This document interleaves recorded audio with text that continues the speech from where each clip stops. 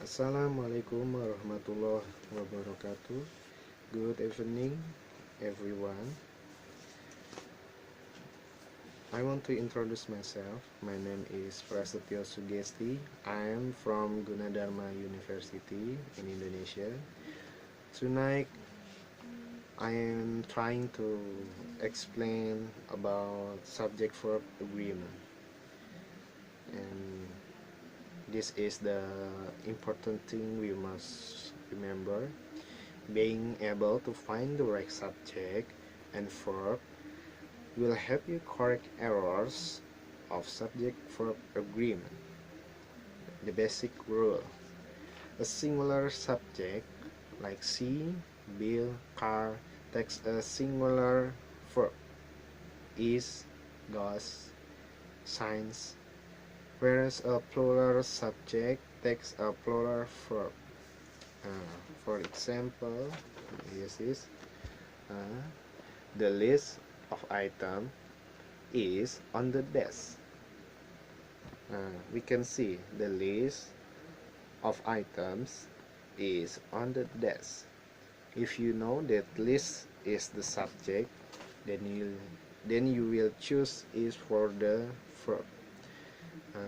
We can see the list is a singular subject, so we choose is for the singular verb.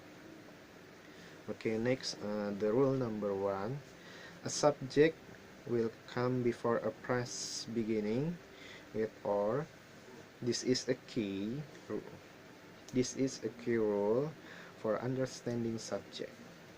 The word of is the culprit in many, perhaps most, subject-verb mistakes. Hasty writers, speakers, readers, and listeners might miss the all too common mistakes in the following sentence. Like this is for the example, and the incorrect example, there is: a bouquet of yellow roses lent color and fragrance to the room. A bouquet of yellow roses lend color and fragrance to the room.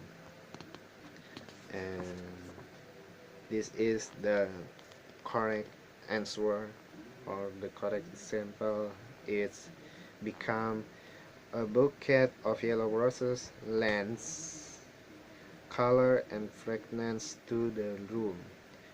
See, we add s behind the lens because a bouquet of yellow roses is a plural subject.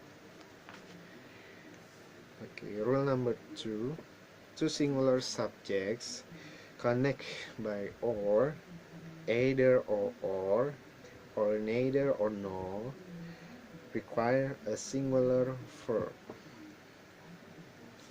For example, my aunt or my uncle is arriving by train. My aunt or my uncle is arriving by train. Or for more example, it's like neither Juan nor Carmen is available. Neither Juan nor Carmen is available. That's it. And the last example is either Kiana or Casey is helping today with stage decoration. Either Kiana or Casey is helping today with stage decorations. That's it. Okay, next, the rule number 3: the verb in an or, either or neither or nor sentence agrees with the noun or pronoun closest to it. For example, this is: neither the plates nor the serving bowl goes on that shelf. Neither the plates nor the serving bowls goes on that shelf.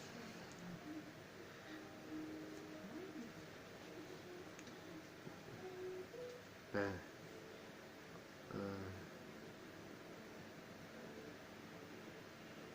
it's become neither the serving bowl or the plates go on that shelf. Okay, once again, neither the serving bowl nor the plates go on that shelf. That's it. This rule can lead to bumps in the road. For example, if or is one of two or more subjects, it could lead to this odd sentence. Like this is the awkward example.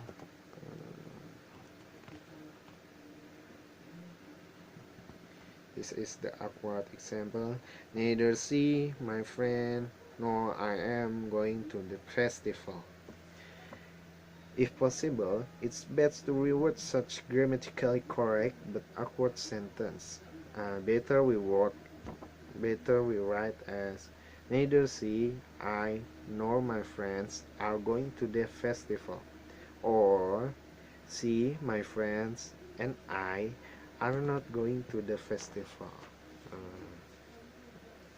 Rule number 4. As a general rule, use a plural verb with two or more subjects when they are connected by "and". For example, this is a car and a bike are my means of transportation. A car and a bike are my means of transportation. But not these exceptions. Not these exceptions. This is for the exceptions. Breaking and entering is against the law. Breaking and entering is against the law. And one more. The bed and the breakfast was charming. The bed and the breakfast was charming. In those sentences, breaking and entering and bed and breakfast are compound nouns. In those sentences, breaking and entering, bed and the breakfast are compound nouns. Rule 5a. Sometimes the subject is separate from the verb by such words as along with, as well as, besides, not, extrans. These words and phrases are not part of the subject. Ignore them and use a singular verb when the subject is singular. We must remember, ignore them and use a singular verb when the subject is singular. For example, there is the politician along with the newsman is expected shortly. The politician along with the newsman is expected shortly. And another example, like excitement as well as nervousness is the cause of her shaking. Excitement as well as nervousness is the cause of her shaking. Rule 5b. Parentheses are not part of the subject. For example, like this, 5b. Joe and his trusty mood was always welcome. I repeat, Joe and his trusty mood was always welcome. Joe and his trusty mug was always welcome. If this seemed awkward, they tried to writing the sentence. Rule 6. In sentence beginning with here or there, the true subject follow the verb. In sentence beginning with here or there, the true subjects following the verb. Like this. For the example, yeah. There are 4 handles to jump. There are 4 handles to jump. There is a high hurdles to jump. There is a high hurdle to jump. There is a high hurdle to jump. And here are the keys. Here are the keys. Like that. But we must remember too the word there is. A contraction of there is leads to bad habits in informal sentence like there is a lot of people here today, because it's easier to say there is than there are. Take care and never to use there is with a plural subject. Rule 7. Use a singular verb with this tense. Period of time, sums of money, extends, when considered as a unit. For example, like this. 3 miles is too far to walk. 3 miles is too far to walk. 5 years is the maximum sentence for that offense. 5 years is the maximum sentence for that offense. $10 is a high price today. $10 is a high price today, but $10 were scattered on the floor. If there is $10, we use were. Like $10 were scattered on the floor. Rule 8. With words that indicates portions, a lot, a majority, some, all. Rule 1 given earlier in this section is reserved, and we argued by the noun after of. If the noun after of is singular, use a singular verb. If it's plural, use a plural verb. I repeat, if the noun after of is singular, use a singular verb. If it's plural, use a plural verb. For example, like this. A lot of the pie has disappeared. A lot of the pie has disappeared. Or a lot of the pies have disappeared. A lot of the pies are disappeared. A lot of the pies have disappeared. A third of the city is unemployed. A third of the city is unemployed. Or a third of the city, a third of the people is, a third of the people are unemployed. A third of the people are unemployed. In recent years, the SAT testing service has considered none to be strictly singular. However, according to Merriam-Webster's Dictionary of English, usage clearly known has been both singular and plural since Old English and still is. The notion that it is singular only is a myth of unknown origin that appears to have arisen in the 19th century. If in context it seems like a singular to you, use a singular verb. If it seems like a plural, use a plural verb.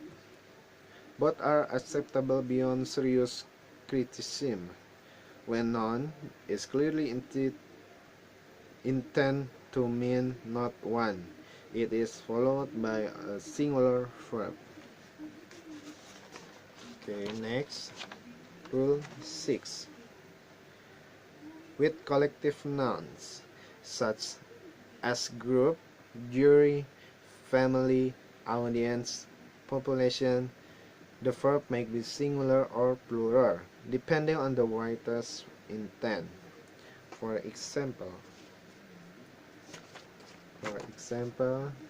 rule number 9, all of my family has arrived or have arrived.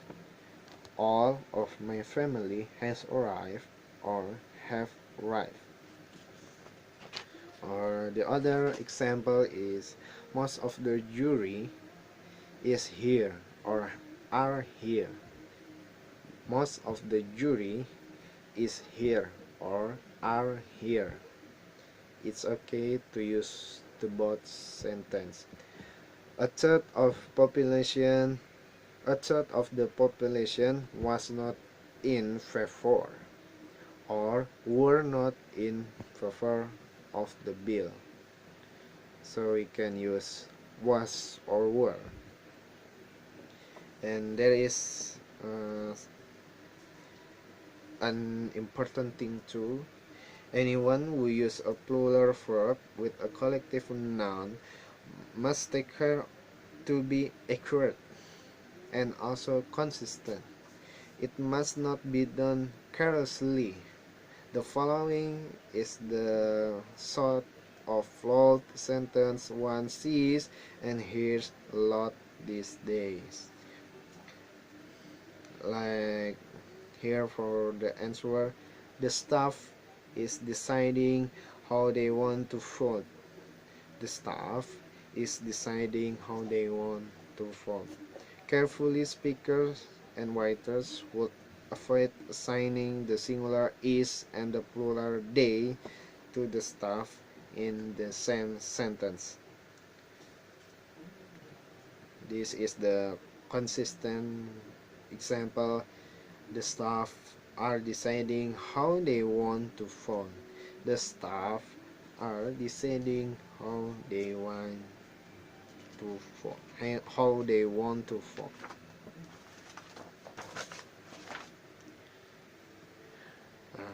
Rewriting such sentence is recommended whenever possible. The preceding sentence would read even better as the staff members are deciding how they want to vote. Okay, the last rule, rule number 10. The word where the place was in sentence that express a wish or are contrary to fact. Like this for the example, if you were here, you'd be sorry. If you were here, you'd be sorry. Shouldn't you be followed by was, not were, given that Joe is singular, but Joe isn't actually here. But Joe isn't actually here. So we say were, not was. The sentence demonstrates the subjunctive mood which is used to express things that are hypothetical, wishful, imaginary, or factually contradiction. or factually contradictory.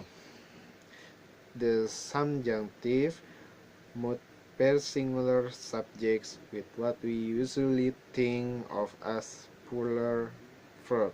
For example, I wish it were Friday. I wish it were Friday. She requests that he raise his hand. She, re- she requests that he raise his hand. In the first example, a wishful statement, not a fact. It's being expressed, therefore, word which we usually think of a plural verb is used with the singular subject I. Normally, the subjunctive mood is losing ground in spoken English, but should still be used in formal speech and writing.